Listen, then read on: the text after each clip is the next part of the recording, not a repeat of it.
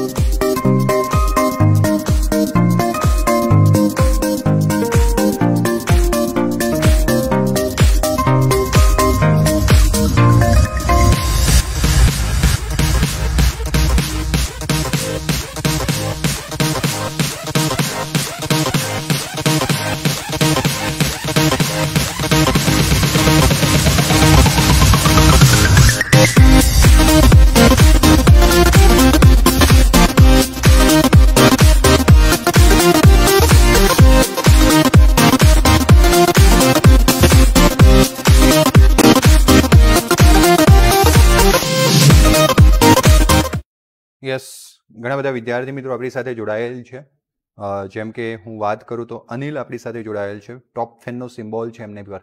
અને જે લોકો વધારે મેક્સિમમ કોમેન્ટ કરશે ફેસબુક પર અને વધારે જોડાતા હશે આપણા લેક્ચરમાં ઓનલાઈન, તો તમે જોઈ શકશો કે ટોપ ફેનનો સિમ્બોલ એમને મળતો હોય છે. ઓકે, તો ગોપાલસિંહ ચૌહાણ, ગુડ આફ્ટરનૂન બેટા, આપણી સાથે છે. દિગ્વિજય પરમાર આપણી સાથે જોડાયેલ છે. ભૂમિ આપણી સાથે જોડાયેલ છે. ખુશ સુરતથી આપણી સાથે જોડાયેલ છે. અને કોમલ આપણી સાથે જોડાયેલ છે. ચલો સરસ. તો ચલો ફટાફટ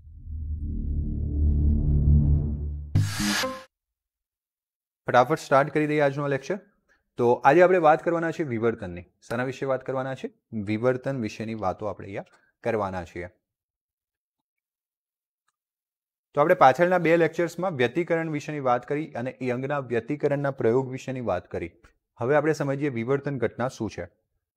તો આપણે જો અપારદર્શક વસ્તુ દ્વારા રચાયેલા પડછાયાને ધ્યાનથી જોઈએ તો તેના ભૌમિતિક પડછાયાની નજીકના વિસ્તારમાં આપણને વ્યતિકરણમાં જોવા મળે છે તેવી વારાફરતી અપ્રકાશિત અને પ્રકાશિત વિસ્તાર પણ જોવા મળે છે.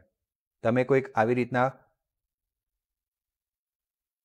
તરંગના માર્ગમાં અપારદર્શક વસ્તુ મૂકી દો. શું મૂકી દો? અપારદર્શક વસ્તુ મૂકી દો. અને એક બાજુથી જો તરંગ આવતો હોય, પ્રકાશના કિરણો આવતા હોય, તો એની પાછળ એનો શું રચાય? પડછાયો રચાય. આ પડછાયામાં પણ તમને જેવી રીતના વિવર્તનમાં ઘટના જોવા મળી હતી, પ્રકાશિત અપ્રકાશિત શલાકાઓ, એવી અહીંયા તમને ઝાખું આછું ઝાખું પ્રકાશિત એવો પડછાયો જોવા મળશે. તમે થોડુંક ધ્યાનથી જોવાનો પ્રયત્ન કરજો આ ઘટનાઓનો. અંધારામાં પ્રયોગ થાય એટલે કે રાત્રિના સમયે કદાચ આ પ્રયોગો થઈ શકે. ઓકે, તો એ પણ આપણને અહીંયા વારાફરતી અહીંયા પણ પ્રકાશિત અપ્રકાશિત શલાકાઓ આપણને જોવા મળે છે. આવું કોને કારણે થયું? આવું વિવર્તનની ઘટનાને કારણે થાય છે, જે આપણે આગળ ભણી ગયા. વિવર્તન એ બધા જ પ્રકારના તરંગો, ભલે ને પછી ધ્વનિ તરંગ હોય, ઓકે સોરી માય મિસ્ટેક, આવું વિવર્તન ઘટનાને કારણે થાય છે, જે આપણે અહીંયા ભણવાના છે. આપણે આગળ જે ભણી ગયા છે તો સોરી વ્યતિકરણ હતું. હવે વિવર્તન જે છે વિદ્યાર્થી મિત્રો, એ વિવર્તન ઘણા બધા પ્રકાશના તરંગો માટે થઈ શકતું હોય છે. ઘણા બધા તરંગો માટે થઈ શકતું હોય છે, જેમ કે પ્રકાશના તરંગો છે, ધ્વનિના તરંગો છે, પાણીના તરંગો છે, દ્રવ્ય તરંગો હોય. આના દ્વારા એક વ્યાપક ગુણધર્મ છે, એટલે કોઈ પણ તરંગનો બેઝિક ગુણધર્મ છે આપણે એવું કહી શકીએ. ચાહે ધ્વનિ તરંગ હોય, ચાહે પ્રકાશ તરંગ હોય, ચાહે પાણીના તરંગો હોય, કે પછી કોઈ દ્રવ્ય તરંગો કેમ નથી હોતા, વિવર્તનની ઘટના હંમેશા આપણને જોવા મળે છે. પ્રકાશના તરંગની મોટા ભાગના અડચણોના પરિમાણોની સરખામણીમાં નાની હોવાથી આપણને રોજબરોજની જિંદગીમાં વિવર્તન અસર જોવા મળતી નથી. આપણે બીજા તરંગો માટે કદાચ રોજબરોજના જીવનમાં જોઈ શકીએ, પરંતુ આપણે પ્રકાશના તરંગોની વાત કરીએ તો પ્રકાશના તરંગોની આમાં શું થયું? પ્રકાશના તરંગોને વચ્ચે અડચણ આવ્યું. અને તો મેં તમને કીધું બહુ ધ્યાનથી જોઈશું તો પડછાયામાં આપણને આવી શલાકાઓ જોવા મળશે. બાકી પડછાયો એટલે કાળો ભાગ પડી જશે પાછળ. ઓકે, કેમ એવું છે? કારણ કે પડછાયો પ્રકાશના તરંગો વડે જ્યારે રચાયો તો પ્રકાશની તરંગ લંબાઈ ખૂબ નાની છે, નેનોમીટરમાં, અને જે અડચણ છે મોટી છે. તો આ પરિમાણોની સરખામણીમાં જે અડચણ એટલે કે પરિમાણો જે છે એ પરિમાણોની સામણીમાં પ્રકાશની તરંગ લંબાઈ નાની હોવાથી આપણને રોજબરોજની જિંદગીમાં પ્રકાશનું વિવર્તન જોવા મળતું નથી. પરંતુ આપણી આંખ અથવા પ્રકાશીય ઉપકરણો જેવા કે ટેલિસ્કોપ અથવા માઇક્રોસ્કોપ પરિમિત વિભેદન શક્તિ એ વિવર્તન ઘટનાને કારણે શું થઈ જાય છે? સીમિત થઈ જાય છે. જે કોમ્પેક્ટ ડિસ્કને જોતા તેના પર રંગો દેખાય છે. જોયું છે તમે કોમ્પેક્ટ ડિસ્ક સીડી? જો કે અત્યારે પેનડ્રાઈવનો સમય આવી ગયો છે એટલે સીડી જે છે બધી ગાયબ થઈ ગઈ છે. છતાંય જો તમે મારી જેમ ગેમ રમતા હોય PS4માં તો તમને કદાચ જોવા મળે. ઓકે, તો સીડી પર શું હોય? તમે જુઓ તો પાછળ રંગબેરંગી રંગ દેખાય છે. એ ખરેખર કોના કારણે હોય છે? વિવર્તન અસરના કારણે હોય છે. સર બધી વાત સમજાય તો ખરી, પણ એ તો સમજાવો વિવર્તન એટલે શું? તો થોડુંક સાંભળી લો, આપણે ભણવાના તો છીએ. જ્યારે કોઈ તરંગ માધ્યમમાં ગતિ કરતું હોય અને અડચણ આવે એટલે કે અવરોધ આવે તો ત્યાં થોડુંક વાંકું વળી જાય છે. એ વાંકા વળવાની ઘટનાને શું કહીએ છીએ આપણે? વિવર્તન કહીએ છીએ. જેમ કે હું આ રૂમમાં બોલું છું, બધા દરવાજા મેં બંધ કરી દીધા છે, બારીઓ બંધ કરી દીધી છે. કેમ? કારણ કે બાજુના રૂમવાળાને ન સંભળાવવું જોઈએ. પણ એ સાચું છે? શું એને સંભળાશે કે નહીં સંભળાય? સંભળાશે. કેમ? ધ્વનિના તરંગની તરંગલંબાઈ નાની છે. કોના કરતાં? થોડી મોટી છે. કોના કરતાં? પ્રકાશની તરંગલંબાઈ કરતાં મોટી છે. અને એટલા માટે દરવાજાની નીચે અને દરવાજાની નીચેના તળિયા નીચે થોડીક પણ જગ્યા હશે ને, માઇક્રો એમએમમાં પણ જગ્યા હશે ને, તો પણ ત્યાંથી તરંગ નીકળી જશે, વાંકું વળીને નીકળી જશે. અને એટલા માટે બાજુવાળા ભાઈને મારા થોડાક શબ્દો સંભળાશે, પરંતુ હું એને દેખી શકાઈશ કે એ મને દેખી શકશે? ના. કેમ? કારણ કે પ્રકાશનું વિવર્તન થતું નથી. એટલે એનો મતલબ એવો નથી કે પ્રકાશ કદી વિવર્તન કરતો જ નથી, પણ પ્રકાશનું વિવર્તન રોજિંદી ઘટનાઓમાં નથી જોવા મળતું. એનું કારણ શું છે? પ્રકાશની નાની તરંગ લંબાઈ. બાકી કોઈ પણ તરંગનો મૂળભૂત ગુણધર્મ હોય છે વિવર્તન. અને એટલે કહેવાનો મતલબ એમ છે કે તરંગને પોતાના પ્રસરણ દરમિયાન કોઈક અડચણ નડી જાય તો એ અડચણ આગળ તે વાંકા વળી જાય. શું થાય? અને એ ઘટનાને આપણે શું કહેતા હોઈએ છીએ? વિવર્તન. ચલો આપણે ડિટેલ્સમાં સમજવાનો પ્રયત્ન કરીએ. ઓકે, તો વૈશાલી, શાલિની, બ્રિજેશ સર આપણી સાથે જોડાયેલ છે અને યસ ખુશ. ચલો કંઈ વાંધો નહીં, ખુશ ટાઈમ ના મળે તો ભણવામાં ટાઈમ નીકાળી લો. ખુશે એવું કહીશું, મેં કંઈક પૂછ્યું હતું હતા કે ખબર છે જોયું કે નહીં, તો કે ટાઈમ જ નથી મળતો જોવાનો, તો ભણવામાં ટાઈમ નીકાળી લો. ચલો આપણે વિવર્તનની ઘટનાની વાત કરીએ. એમાં એ સૌથી પહેલા એક સ્લિટથી થતું વિવર્તન જોઈએ. શાનાથી થતું વિવર્તન? એક સ્લિટથી. જોજો અત્યાર સુધી તમને ચેપ્ટરમાં કોઈ જ ટ્રબલ નથી પડી, અને અત્યાર સુધી ટ્રબલ પડી હોય એને વધારે ટ્રબલ પડશે. જ્યારે કંઈ ટ્રબલ નથી પડી એને ટ્રબલ પડશે. કેમ એવું કહું છું? કારણ કે આ ચેપ્ટર્સમાં બે ઘટનાઓ, વ્યતિકરણ અને વિવર્તન, બંનેમાં સલાકાઓ રચાય. બંનેની સલાકાઓની શરત આવશે, થોડીક ઉલટી ફૂલટી આવશે, એટલે બંને એકબીજામાં શું થશે? ખીચડી. અને એટલે આ ખીચડી ન થાય એટલા માટે ખૂબ ધ્યાન રાખવું પડશે અને સારી રીતના પરફેક્ટ પ્રિપરેશન સાથે મહેનત કરવી પડશે, નહીં તો પછી ખીચડો થશે. ઓકે, વાત આપણે એમ કરી રહ્યા છીએ કે વ્યતિકરણની જે વાતો આપણે ભણીને આવ્યા છે એને મગજમાં એક શાંતિથી એક જગ્યાએ સંગ્રહીને રાખવી અને યાદ કરીને રાખવી કે આ બધું વ્યતિકરણનું છે. અને હવે આપણે જે ભણવા જઈ રહ્યા છીએ બધું વિવર્તનનું છે. ત્યાં પણ વ્યતિકરણમાં સ્લીટ આવતી કે નહોતી આવતી? યંગના પ્રયોગમાં એક સ્લીટમાંથી એસમાંથી નીકળી પછી બે સ્લીટ S1માં S2માં પ્રકાશ આપાત થતો હતો. પછી આપણે પડદા પર એને શું કરતા હતા? પ્રકાશિત અપ્રકાશિત સલાકાઓ રચતા હતા. તો અહીંયા પણ સ્લીટ આવવાની છે, શરતો પણ આવવાની છે, સહાયક, વ્યતિકરણ, સહાયક અને વિનાશકની. એટલે ખાસ તમે ભૂલ ન પડે એ ખાસ ધ્યાન આપજો. ઓકે,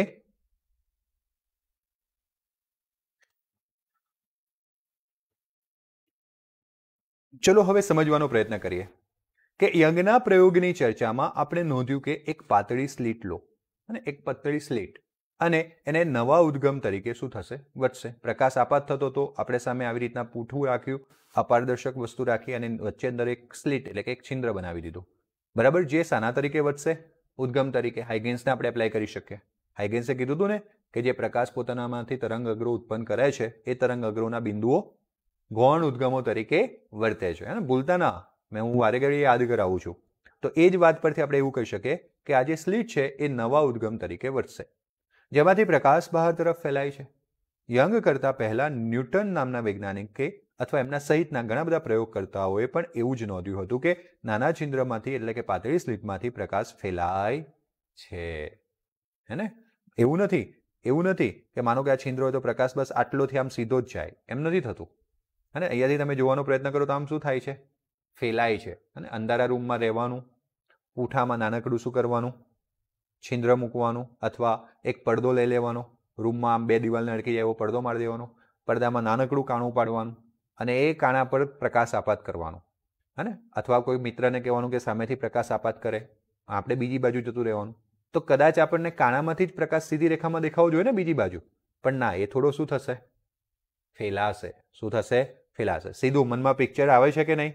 અને ધોરણ 12માં ભણો એટલે હું જે કે વાતો કરું, પ્રયોગ ના કરીએ તો કંઈ નહીં, મગજમાં તો એની ઇફેક્ટ આવી જ જોઈએ. વિઝ્યુઅલાઇઝેશન, વિચારવાનું ચાલુ કરવાનું કે તમે એક અંધારા રૂમમાં છો, રૂમમાં આપણે પડદો મારી દીધો છે, કાણું પાડી દીધું છે, 2 મિત્રો અલગ અલગ બાજુએ છે, સામેની બાજુથી મિત્ર કાણા પર શું કરે છે, પ્રકાશ આપાત કરે છે. આપણે થોડાક લંબ તરફથી એનો પ્રકાશ આમ આવતો તો આપણે આમ લંબ બાજુ એને દેખવાનો પ્રયત્ન કરીએ છીએ, તો આપણને ખાલી કાણાવાળો ભાગ એટલો પ્રકાશિત નથી દેખાતો, પ્રકાશ ફેલાઈ જાય છે, શંકુ બની જતો હોય એવું લાગે છે. ઓકે, તો આમ પ્રકાશ સ્લિટમાંથી શું થાય છે? ફેલાય છે. આવું જ અવલોકન ન્યૂટન સહિતના કેટલાક પ્રયોગકર્તાઓએ કર્યું હતું.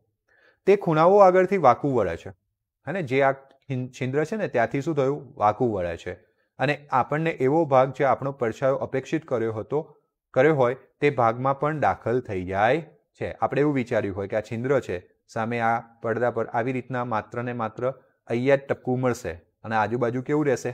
પડછાયો, પણ ત્યાં પણ આછો પ્રકાશ મળી જાય છે. એટલે જે આપણે પડછાયો અપેક્ષિત કર્યો હોય ત્યાં પણ આપણને પ્રકાશ મળે છે. વિવર્તન તરીકે ઓળખાતી આ અસરોની સાચી સમજ આપણે તરંગ વિચારથી જ આપી શકીએ. કિરણ હોય તો કિરણમાં તો સીધું જ જવું જોઈએ ને, કિરણ વડે આપણે કદી આપી શકીએ નહીં. એટલે આપણે પ્રકાશની આ અસરને સમજાવવા માટે કયો વિચાર લેવો પડશે? તરંગ સ્વભાવ લેવો પડશે.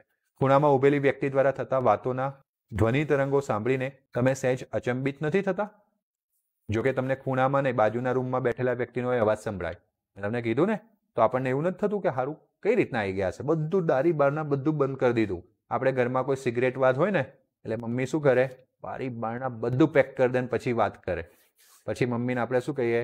મમ્મી આટલી બધી સેફટી સારી નહીં, દિવાલોને કાન હોય છે. હે, એવો કહેવાનો મતલબ શું છે? ભૌતિક વિજ્ઞાનની ભાષામાં સમજીએ તો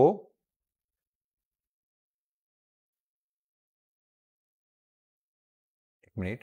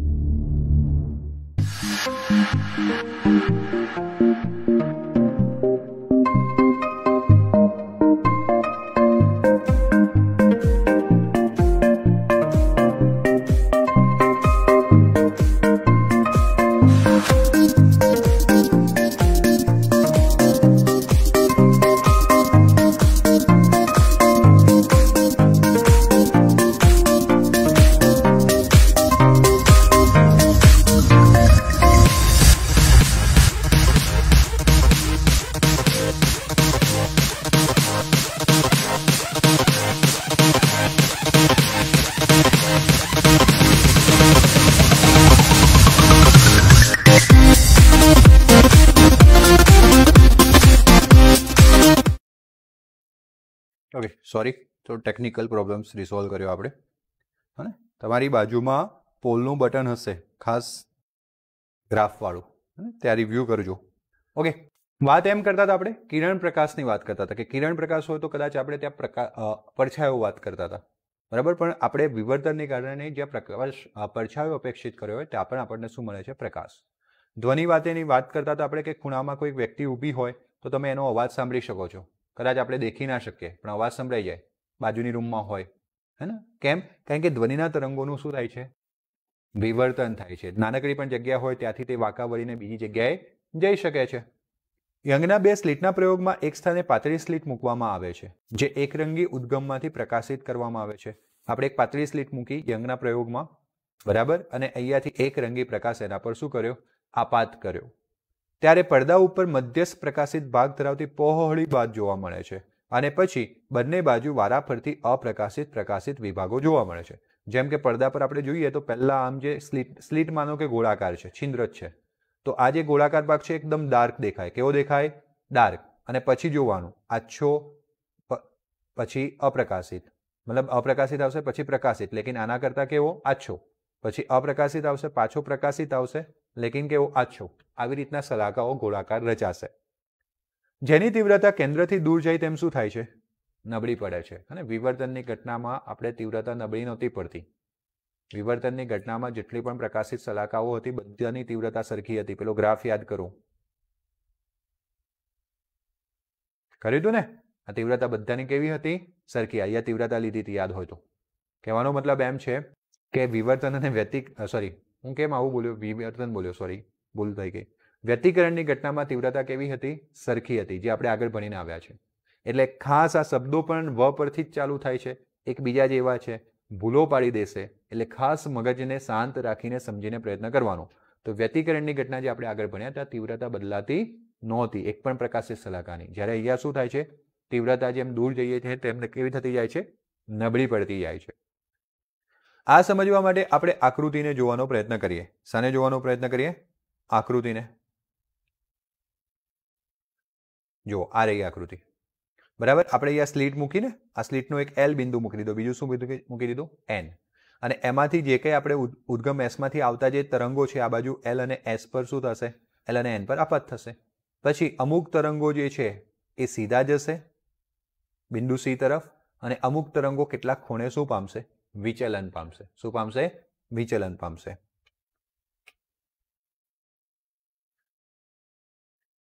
ઓકે. પછી બીજી એક વસ્તુ તમને સમજાવવાની છે, 10.16 આકૃતિ તમને બતાવવાની છે. એ તમને આવું બતાવે છે, વિવર્તનની વાત બતાવે છે. જો છે ને મધ્યસ્થ સલાકા સૌથી જાડી, બરાબર, પછી પાતળી, પછી પાતળી, પછી બીજી વસ્તુ આ ઘાટી છે, પછી દૂર જઈએ છે તેમ આછી થતી જશે. કેવી થતી જશે? આછી. એટલે આ તીવ્રતાનો ગ્રાફ જે આપણે ગયા વખતે વ્યતિકરણની ઘટનામાં આવી રીતના ભણ્યા હતા, યાદ હોય તો તમને ભણ્યા હતા ને સરખો? હા કે ના? તો એવો અહીંયા ગ્રાફ જુઓ, મધ્યમાં સૌથી ઊંચે, પછી ઘટે છે, પછી ઘટે છે, પછી ઘટે છે, પછી ઘટે છે. સમજણ પડી ગઈ? આટલો ફરક છે, હે ને? એટલે ખાસ તમારે ધ્યાન આપીને સમજવાનું છે. ઓકે, હવે હું અંદરથી સમજાવું. તો આપણે એક તો વિવર્તનની ભાત પણ જોઈ લીધી, અને આકૃતિ આપણે 15 જોઈએ, જે આપણને બતાવે છે કે એક સ્લીટની પહોળાઈ આપણે કેટલી લીધી છે? એ. કેટલી લીધી છે? એ. જે ત્યાં આપણે છે ને બે ઉદ્ગમો વચ્ચેનું અંતર ત્યાં આવું હતું, S1 અને S2, યંગનો પ્રયોગ યાદ કરો. અને આ ઉદ્ગમો વચ્ચેનું અંતર આપણે શું લેતા હતા? Small D. શું લેતા હતા? Small D. જ્યારે આપણે અહીંયા સ્લીટ, એક જ સ્લીટ વાપરી છે, ને આ એક સ્લીટની પહોળાઈ કેટલી છે? એ છે. જે S1 ની જગ્યાએ આપણે અત્યારે કયું બિંદુ લીધું લાગે છે? L. અને નીચે કયું બિંદુ લીધું હતું? N. વસ્તુ તો એ જ છે. ઓકે. હવે LN ઉપર એક સમાંતર પ્રકાશ કિરણ લંબરૂપે આપણે આપાત કર્યું. હવડા મેં તમને આકૃતિમાં બતાવ્યું તેમ ડાબી બાજુથી આપાત થાય છે, અને વિવર્તિત પ્રકાશ પડદા ઉપર જઈને શું થાય છે? ભેગો થાય છે. અને જ્યાં સ્લીટનું મધ્ય બિંદુ અહીંયા વચ્ચે એકદમ, તમે જોજો આકૃતિ કદાચ તમારી જોડે ખુલ્લી હોય તો, હું પછી આવું જ છું, તો L અને N ની વચ્ચેનું મધ્ય બિંદુ M લેવામાં આવ્યું છે. શું લેવામાં આવ્યું છે? M. એમમાંથી પસાર થતી અને સ્લીટના સમતલને લંબ સુરેખા પડદાને કયા બિંદુએ મળે છે? એટલે ઉપર L1 બિંદુ, નીચે L2. આ સ્લીટની પહોળાઈ વચ્ચેની જગ્યા ઇન શોર્ટ કેટલી છે? A. મધ્ય બિંદુ કયું છે? M. ઓકે, સોરી, L અને N હતું, L1 L2 નહોતું. L અને N વચ્ચે મધ્ય બિંદુ કયું થયું? M. હવે આને જોડતી રેખા અને એના મધ્ય બિંદુમાંથી પસાર થતી લંબ રેખા, જે આપણે પડદા પરનું બિંદુ કયું લીધું? C. એમમાંથી પસાર થતી સ્લીટના સમતલને લંબ સુરેખા કયા બિંદુએ મળે છે પડદાને? C. એટલે કે આ C બિંદુ પડદા પરનું છે. આપણને આ પડદા પરના કોઈપણ P બિંદુ આગળ તીવ્રતા જોઈએ છે. આપણે એની ઉપર માનો કે કોઈક બિંદુ P લીધું. હવે આપણે એવું શોધવું છે કે આ P બિંદુએ કેટલી તીવ્રતા છે. જો વાત વ્યતિકરણ જેવી જ થતી જાય છે, યંગના પ્રયોગમાં આવું જ કરતા હતા, પણ L ની જગ્યાએ S1 લેતા હતા, N ની જગ્યાએ S2. ત્યાં બે ઉદ્ગમો લેતા હતા. અહીંયા એક જ ઉદ્ગમમાંથી આવતો પ્રકાશ છે અને એક જ સ્લીટ છે. પછી ઉપર ખબર P બિંદુ લીધું હતું આપણે X અંતરે, યાદ છે કે નહીં? અને આ ઉદ્ગમો અને પડદા વચ્ચેનું અંતર કેપિટલ D લીધું હતું, યાદ છે કે નહીં? ખાસ પાછળના લેક્ચર જોયેલા હશે તો યાદ આવશે. હા કે ના? એટલા માટે હું હથોડા મારું છું કે યાદ રાખીને યાદ કરો તમે. ઓકે, હવે આગળ વધીએ. આપણે આ અગાઉ જેમ એલ, એમ અને એન વગેરે બિંદુઓને પી સાથે જોડતી સુરેખા એક જ સાપેક્ષ સમાંતર ગણી શકાય તેમ ગણી શકાય છે કે જે એમસી સાથે કેટલો ખૂણો બનાવે છે? થીટા બનાવે છે. હું તમને સમજાવું, આ આકૃતિને જોવાનો પ્રયત્ન કરીએ. આપણે આમાંથી શું કર્યું? આ એલ અને પી, પછી એમ અને પી અને એન અને પી સાથે જોડતી રેખાઓને સમાંતર લઈ લીધી. આમ તો જોવા જઈએ તો આ રેખા આમ થાય ને, અને આ રેખા શું થાય? આમ થાય. પરંતુ આપણે એવું કન્સિડર નથી કર્યું. એનું કારણ શું છે? એનું કારણ એ છે કે આપણે અહીંયા એક એજમ્પશન્સ લીધું છે. એ એજમ્પશન એવું છે કે આ જે અંતર છે ડી, એ આ ઉદ્ગમની જે પહોળાઈ છે એ સ્લિટની, એના કરતાં ખૂબ ખૂબ વધારે છે. અથવા તો આ સી થી લઈને આ પી બિંદુનું અંતર જો માનો કે આપણે એક્સ લઈએ તો આ જે અંતર ડી છે એ પણ એક્સ કરતાં કેવું છે? ખૂબ મોટું. એવા કિસ્સામાં આપણે આ જે રેખાઓ છે એમને એકબીજાથી કેવી માની શકીએ? સમાંતર. કેવી માની શકીએ? સમાંતર. ઇન શોર્ટ, સ્લિટની પહોળાઈ ખૂબ નાની રાખવાની છે અને પડદા અને સ્લિટ વચ્ચેનું અંતર કેવું રાખવાનું છે? મોટું રાખવાનું છે. સમજતા જોજો વિદ્યાર્થી મિત્રો. ત્યારે આપણે આ ડી જો આવું હોય તો આપણે આ જે રેખાઓ છે એકબીજાને સમાંતર માની શકીએ. અને જો આ લંબ દ્વિભાજક સાથે એક રેખા ખૂણો થીટા બનાવતી હોય તો બીજી સમાંતર રેખાઓ હોવાથી બધો ખૂણો કેટલો બને? થીટા બને. કેટલો બને? થીટા. આટલા સુધી જેટલા લોકોને સમજાવ્યું હોય આંગળી ઊંચી કરે ફટાફટ. સરસ.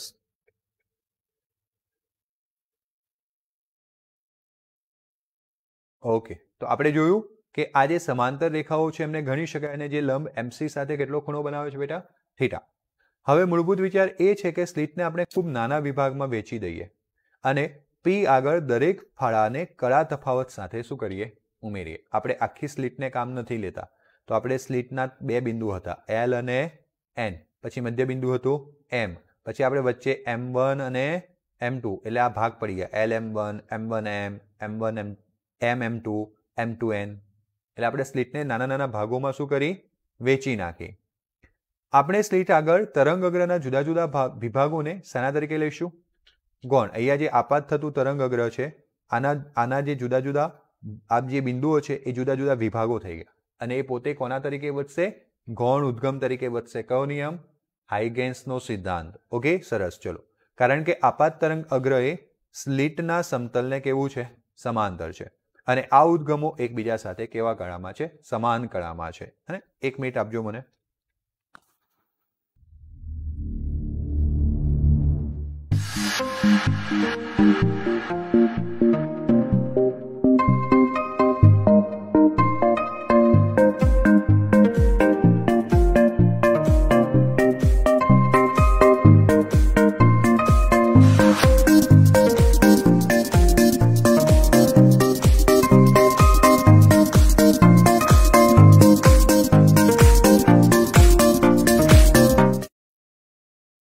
Okay, thank you.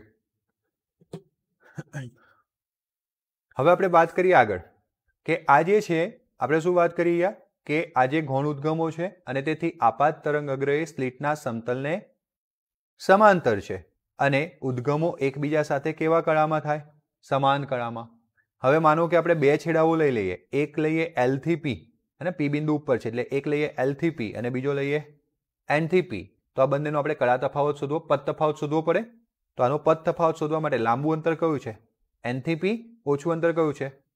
L થી P. કાલના જેવું જ છે. કાલે S2P S1P આવું કર્યું હતું ને આપણે? S2P minus S1P. અહીંયા S2 ને S1 ની જગ્યાએ શું છે? N અને L. તો NP માઇનસ શું કરવું પડશે? LP, જે યંગના પ્રયોગની જેમ જ ગણી શકાય. હવે વિદ્યાર્થી મિત્રો, આ NP માઇનસ LP બરાબર આપણને NQ મળે છે. એ કઈ રીતના મળે છે એ માટે હું આકૃતિમાં જાઉં છું. કાલના કરતાં થોડીક અહીંયા જે ગણતરી છે એ અલગ છે. કાલે આપણે શું કર્યું હતું? કાટકોણ ત્રિકોણના નિયમો વાપર્યા હતા અને પછી આપણે S2P માઇનસ શું શોધી લાવ્યા હતા? S1P. એટલે શામાં કયા નિયમો વાપરવાના છે એ આપણે ખાસ ધ્યાન રાખવું પડશે. સમજણ પડી ગઈ? હા કે ના? ઓકે, ચલો હવે સમજવાનો પ્રયત્ન કરીએ કે આ જે છે એ માનો કે અહીંયા કોઈક P બિંદુ છે એટલે આ રહ્યું L1P અંતર, બરાબર? સોરી, LP અંતર. અને આ રહ્યું કયું અંતર? NP અંતર. જો આ રેખાઓ સમાંતર હોય એટલે હું અહીંયા આમ આવો લંબ દોરું. શું દોરું? લંબ. અને આ લંબ જે બિંદુ છે એને હું Q કહી દઉં. શું કહી દઉં? Q. હે ને? તો આ જો હું Q કહી દઉં તો આ રેખાઓ સમાંતર હોય તો હવે L થી લઈને P અંતર અને Q થી લઈને P અંતર કેવું કહેવાય? સરખું કહેવાય. તો વધારે કેટલું હતું? આ NQ જેટલું હતું. અને એટલા માટે વિદ્યાર્થી મિત્રો હવે હું ખાસ બુકની જ વાત પર પકડી રહીએ આપણે અને આ જે આડી લીટીઓ છે એને કાઢી નાખીએ અને સમજવાનો પ્રયત્ન કરીએ. તો આપણે અહીંયા L થી એક લંબ દોર્યો તો આ રેખા પર જે કયા બિંદુ પર આવ્યું? Q. આ Q થી લઈને P નું અંતર અને L થી લઈને P નું અંતર સમાન છે. કેવું છે? એટલે L થી P અને N થી P જવું હોય તો N થી P જવામાં આટલું અંતર વધારે કાપવું પડે. જે કયું છે? ઓકે, એટલે તમે એવું સમજ્યા કે NP ઓછા LP કરું હું તો જવાબ શું મળે? NQ મળે. હે ને? સમજ પડતી હોય એટલે આંગળી ઊંચી કરવાની. ઓકે, લાઈક કરવાની. સરસ. હવે આગળ વધીએ. આ બે કિરણોને હવે જરૂર નથી અને હવે આપણે ત્રિકોણ બનાવવો પડશે. તો આપણે આ ત્રિકોણ બનાવીએ. આ ત્રિકોણ આપણે બનાવી દીધો. હા કે ના? હે ને? હવે આ ત્રિકોણમાં આપણે સામેની બાજુ જોઈએ છે. કઈ બાજુ જોઈએ છે? સામેની. તો એટલા માટે ખૂણો આઈઓ જોઈશે મને. ઓકે, હવે આ લંબ છે. શું છે? લંબ. એટલે કર્ણ કોણ થઈ જાય? LN થઈ જાય. હવે જો આમ તો ત્રિકોણની આપણે અત્યારે ખાસ વધારે ડિટેલ્સમાં નથી જતા પણ આ ખૂણો થીટા હતો ને તો સમમિતિના આધારે આ ખૂણો થીટા થઈ જાય.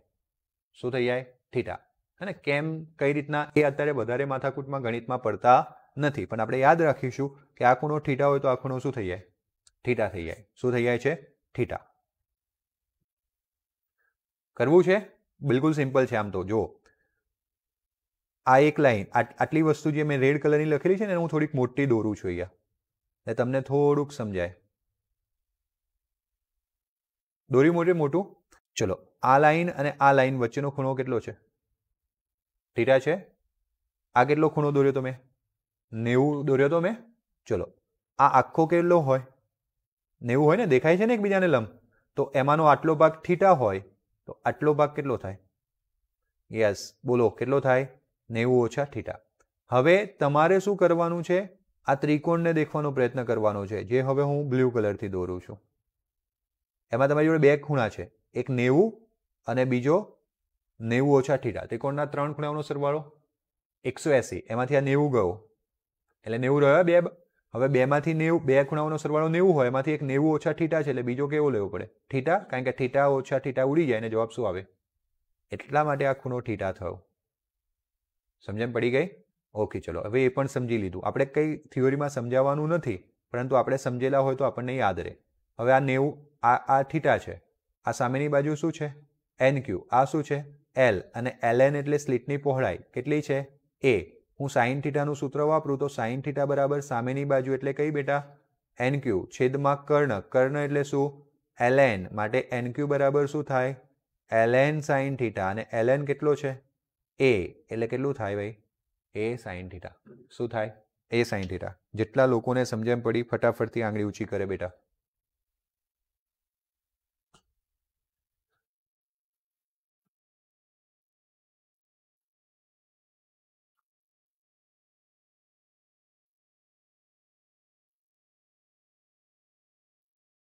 ઓકે, સો આપણે અહીંયા પહોંચ્યા બેટા.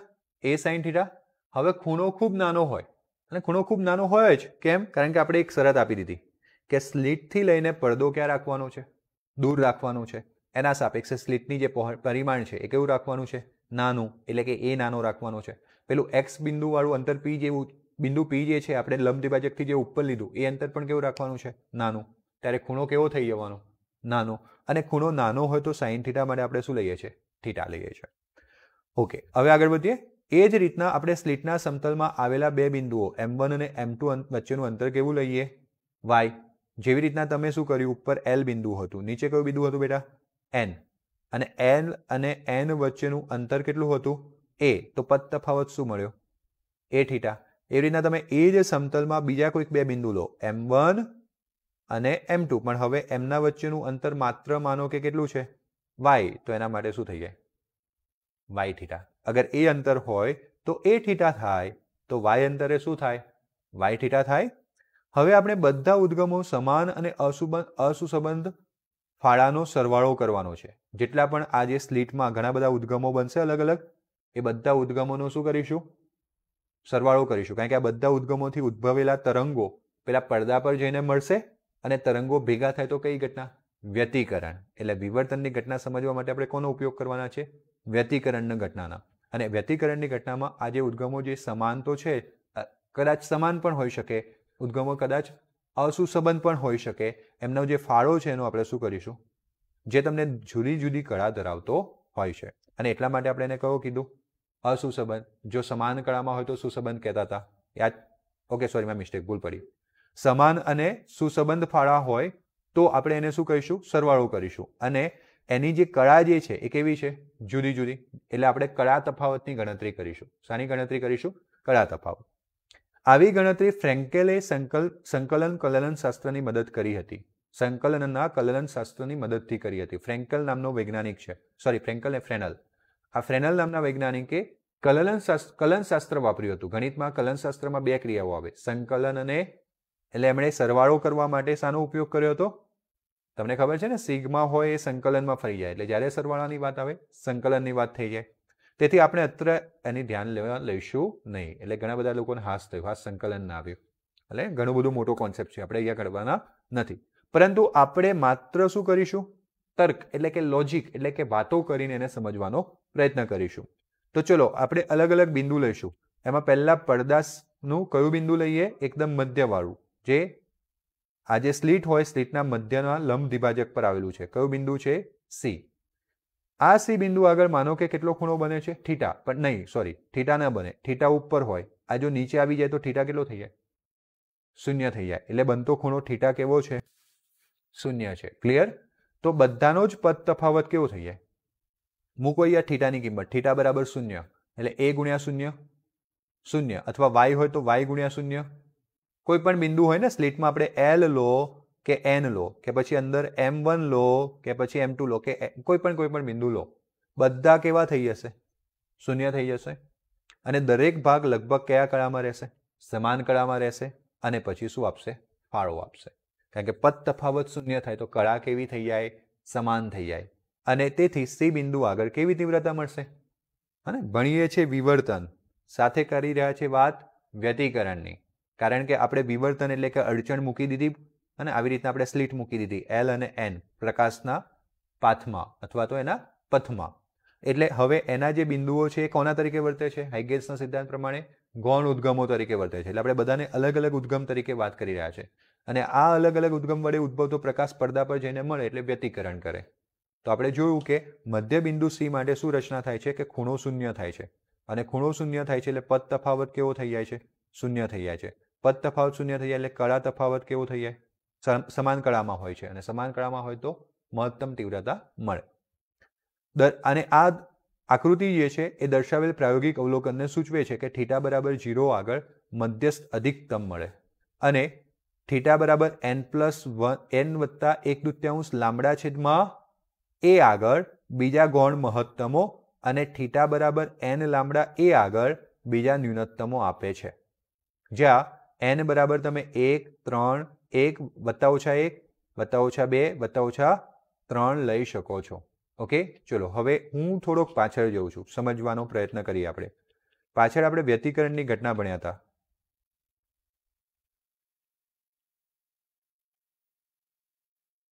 જો વ્યતિકરણની ઘટનામાં આવી જાઓ, સહાયક વ્યતિકરણ. સહાયક વ્યતિકરણમાં કઈ શરત હતી? n plus 1/2 lambda d by d, આ શરત હતી ને. અને વિનાશક વ્યતિકરણમાં આપણે જોયું હતું વિનાશક, ઓકે સોરી, હા આપણે ભૂલ કરી. જો મેં તમને કીધું તેમ આપણે ભૂલ પાડી દીધી. સહાયક વ્યતિકરણની શરત ઉપર છે.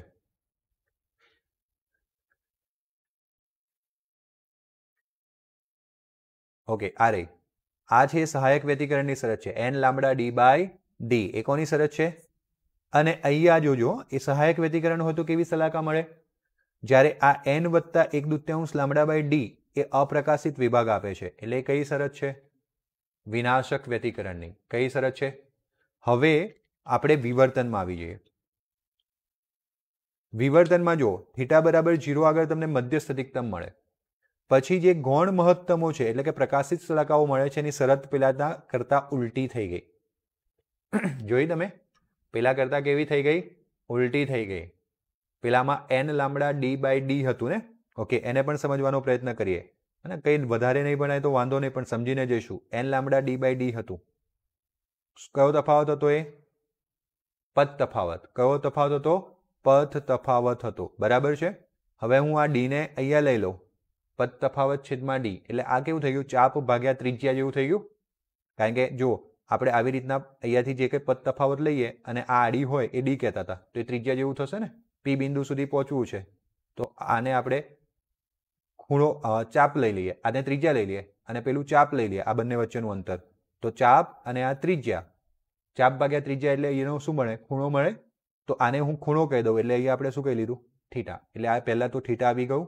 થીટાના સૂત્રમાં આ ડી દેખાશે નહીં. કેમ નહીં દેખાય? થોડી મેં તમને સમજણ આપી. લોજિકલી તર્ક કરવાના છે આપણે. અને આ સ્મોલ ડી શું હતું? બે ઉદ્ગમો S1 અને S2 વચ્ચેનું અંતર હતું ગઈકાલના લેક્ચરમાં. એને અત્યારે આપણે L અને શું કહી દીધું છે? N. તો આપણા માટે અત્યારે શું થઈ ગઈ? સ્લિટની પહોળાઈ એટલે કે A થઈ ગઈ. હવે આવી શરત ત્યાં સહાયક વ્યતિકરણમાં જતી હતી. શામાં જતી હતી? પણ આ અત્યારે અહીંયા વિનાશકમાં જશે. શામાં જશે? જો આ રહ્યું n lambda A, n lambda છેદમાં A આગળ તમને શું આપશે? ન્યૂનતમ એટલે કે શૂન્ય તીવ્રતા આપશે. મેં તમને કીધું તેમ વ્યતિકરણ વિવર્તન આવશે એટલે ઉલટું ફૂલટું છે, અને એટલા માટે ખાસ આપણે સમજીને યાદ રાખીશું.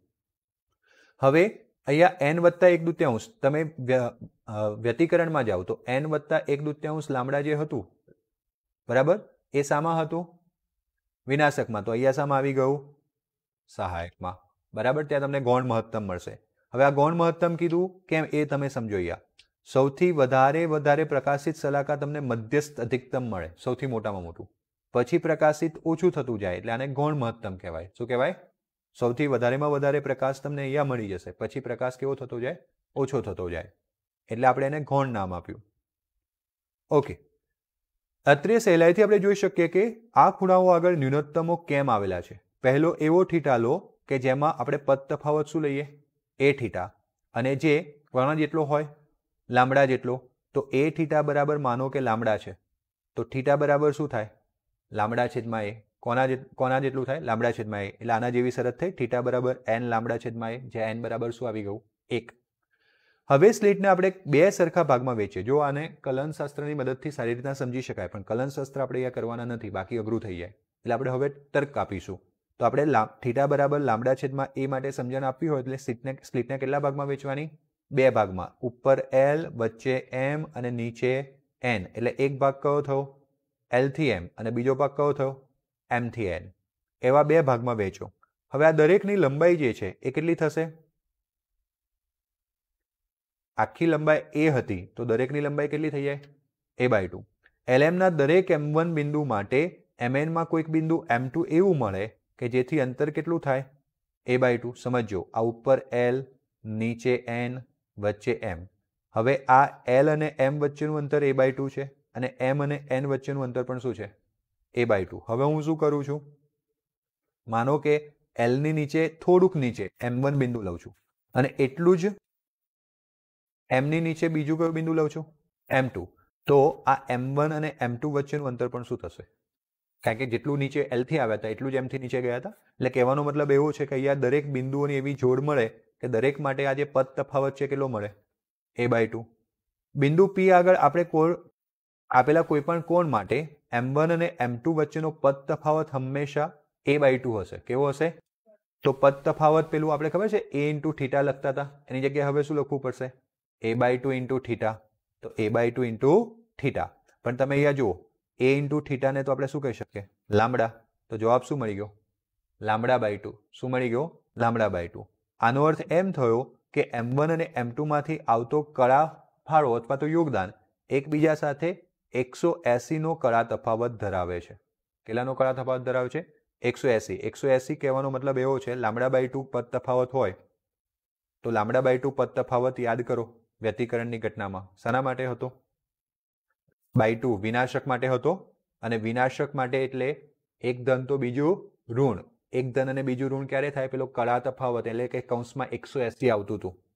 બરાબર છે, કારણ કે 180 વત્તા થીટા કરો એટલે ચરણ બદલાઈ જતું હતું, ફંક્શન માઇનસ થઈ જતું હતું, અને ફંક્શન માઇનસ થઈ જતું હતું, સાઇનના સાઇન રે. જો કહેવાનો મતલબ આવો છે કે આ સાઇન આપણે કોસ થીટાથી સમજાતા, તો કોસથી સમજીએ. કોસ થીટા હોય, હવે હું કોસ 180 વત્તા થીટા કરું ને, તો 180 વત્તા થીટા એટલે ત્રીજું ચરણ જાય. ત્રીજું ચરણ જાય એમાં કોસ ઋણ એટલે માઇનસ કોસ થીટા. તો જો એક ધન હોય તો બીજું શું થાય? ઋણ. ક્યારે? કળા તફાવત કેટલો હોય? 180. અને બંનેને ભેગા કરો તો જવાબ શું થાય? 0. a cos થીટા, આ શું થઈ જશે? Minus a cos theta. યાદ આવે છે? y1 y2 આ બંને ભેગા થાય તો જવાબ શું થાય? 0. એટલે આગળનું વ્યતિકરણ વાળું લેક્ચર ખૂબ યાદ હોવું જોઈએ, તો જ આપણે આગળ વધી શકીશું. તો આ બંને 180 નો કળા તફાવત ધરાવે છે, અને થીટા બરાબર શું સૂત્ર લીધું આપણે? Lambda by a. એકબીજાની અસરને શું કરે છે?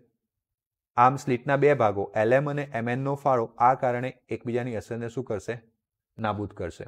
અને તેથી કયા કોણે તીવ્રતા ઘટીને શૂન્ય થશે તે દર્શાવે છે કે જ્યારે થીટા બરાબર આપણે શું લીધું હતું? a lambda, sorry, a theta બરાબર આપણે શું લીધું હતું? એક મિનિટ, આપણે a થીટા બરાબર શું લીધું હતું? લામડા. તો જ્યારે આપણે a થીટા બરાબર આપણે લામડા લઈએ ત્યારે એવો ખૂણો થીટા કે જેમાં લામડા છેદમાં શું થઈ જાય? a. એના માટે તીવ્રતા એકબીજાને નાબૂદ કરી દે. આ જ રીતે આપણે દર્શાવી શકીએ કે થીટા બરાબર, માનો કે લામડા બાય a નહીં, માત્ર શું લઈએ? n લામડા બાય a લઈએ, તો દરેક માટે તીવ્રતા કેવી થશે? જ્યાં n હંમેશા કેવો લેવો? પૂર્ણાંક. અને એ પણ કોના સિવાયનો? અહીંયા શૂન્ય નહીં લેવાનું. વ્યતિકરણની ઘટનામાં શૂન્ય આવતું હતું. શરતો જોજો, હું બધું હવે બારે ઘડીએ પાછળ જઈને સમજાવવા જઈશ તો બહુ જ ટાઈમ જશે, પણ વ્યતિકરણની ઘટનાઓમાં શરત જોજો, n શૂન્યથી ચાલુ થતો હતો. કેમ? કારણ કે ત્યાં શૂન્યની આજુબાજુ પ્રથમ, દ્વિતીય એમ મળતું હતું, પણ અહીંયા મધ્યસ્થ અધિકતમ મળે છે. ત્યાં બધાની તીવ્રતા સમાન હતી, અહીંયા અલગ છે. અહીંયા મધ્યસ્થ અધિકતમ મળે છે, પછી પ્રથમ ગૌણ મળશે, પછી દ્વિતીય ગૌણ મળશે. ઓકે, તો જ્યારે તમે અહીંયા શૂન્ય લઈ લો, તમને એવું કીધું વિચારો કેમ? આ ઉદ્ગાર ચિહ્ન તમને એમ કહે છે વિચારો કેમ? જો તમે અહીંયા શૂન્ય લઈ લો ને તો થીટા બરાબર શું થઈ જાય? શૂન્ય. અને થીટા બરાબર શૂન્ય થઈ જાય તો મહત્તમ અધિકતમ આપે. ભણ્યા ને આવડા? સીધું સી બિંદુ પર. તો અહીંયા મહત્તમ અધિકતમ મળે છે. અહીંયા બધી સલાકાઓ સરખી નથી, એટલે આપણે નામ કેવા રાખ્યા છે? અલગ અલગ. જેવું થીટા બરાબર શૂન્ય એટલે કે સીધું સી બિંદુ પર મળે, મધ્ય બિંદુ પર, પડદાની વચ્ચે એકદમ, એને આપણે કહીએ છીએ મધ્યસ્થ અધિકતમ, જેમાં મહત્તમ તીવ્રતા મળે છે. અને પછી આગળ જઈએ, જેમ એની કિંમત મૂકતા જઈએ 1, 2, 3, એમ એની આજુબાજુ અપ્રકાશિત સલાકાઓ આ શરત પ્રમાણે મળશે. નોંધો કે સ્લિટની પહોળાઈ a ઘટાડવામાં આવે ત્યારે મધ્યસ્થ અધિકતમની પહોળાઈ શું થાય છે? વધે છે. અને તમે જો થીટા બરાબર શું આવ્યું? n લામડા છેદમાં a. હે? હવે સમજો શું કહેવાનું છે.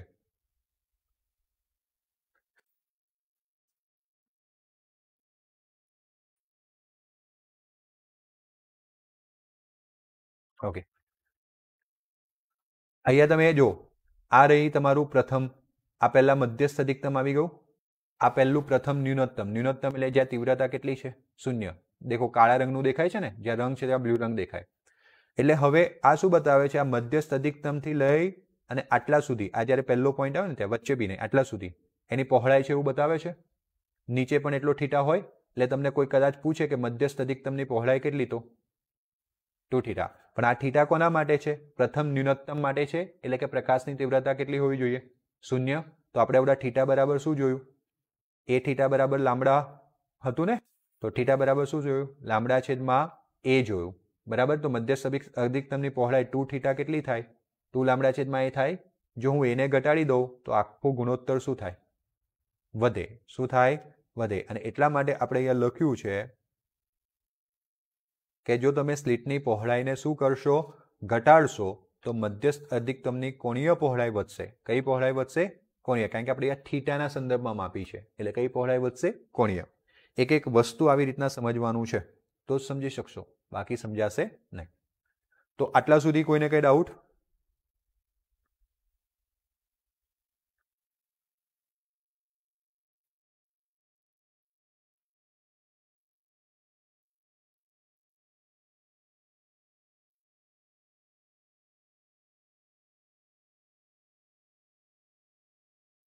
ઓકે, તો અહીંયા મેં તમને બે વસ્તુ સમજાવી. એમાં એક આવી ગયું મધ્યસ્થ અધિકતમ અને બીજું આવી ગયું પ્રથમ ન્યૂનતમ. હવે આ ન્યૂનતમ રચાયા પછી શું રચાશે? મહત્તમ. શું રચાશે? એ મહત્તમ કઈ રીતના રચાય છે એની વાતો હું આવતીકાલના લેક્ચરમાં કરીશ. પણ ત્યાં સુધી આટલો લેક્ચર શાંતિથી સારી રીતના અને બહુ જ ધ્યાન રાખીને જોવો, વાંચવો, થિયરીઓ તૈયાર કરવી. ઓકે. અને સાથે એક મોકો પણ આપું છું કે આગળનું વ્યતિકરણ અગર કોઈએ 2 લેક્ચર ના જોયા હોય પાછળના, તો એ જોવા, એને રિવાઇઝ કરવું, જેથી કરીને આગળની વાતોમાં સમજ પડે. ખાલી આ 2 ઘટનાઓ તમે સારી રીતના સમજી લેશો તો ચેપ્ટર્સમાં ઘણું બધું તમને આવડી જશે. કારણ કે આના પછીનું બહુ વધારે મહેનત માગે તેમ નથી. ઓકે. તો ફટાફટથી જણાવો લેક્ચર કેવો લાગ્યો, અને હવે આપણે મળીશું આવતીકાલના લેક્ચરમાં. ત્યાં સુધી બધાને ગુડ બાય.